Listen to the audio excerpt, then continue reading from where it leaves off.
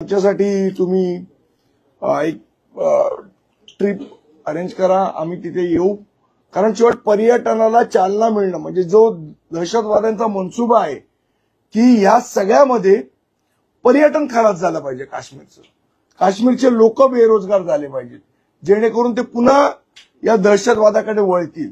हा जो त्यांचा डाव आहे तो उधळून लावायचा असेल तर मला असं वाटतं देशभरातल्या सगळ्या लोकांनी यावेळेला 2 दिवस 3 दिवस 4 दिवस जेवढं शक्य होईल तेवढं काश्मीरचं पर्यटन केलं पाहिजे. आणि त्यासाठी आम्ही पुढाकार घेतोय. आम्ही मनसेचे पदाधिकारी सुद्धा आम्ही त्यांना सांगितलं की आम्ही काश्मीरला येणार आहोत, तुम्ही आम्हाला तारीख सांगा, साधारण 5 मे नंतर कुठली तारीख जसं तुमचे अरेंजमेंट होऊ शकतात त्याप्रमाणे आम्हाला पैसे सांगा, आम्ही पैसे भरू. काश्मीरचं पर्यटन जगलं पाहिजे आणि दहशतवादाला उत्तर हे या पर्यटनाने आम्ही देणार आहोत. काश्मीरमध्ये जी चांगली परिस्थिती आहे ती आम्ही बिघडू देणार नाही.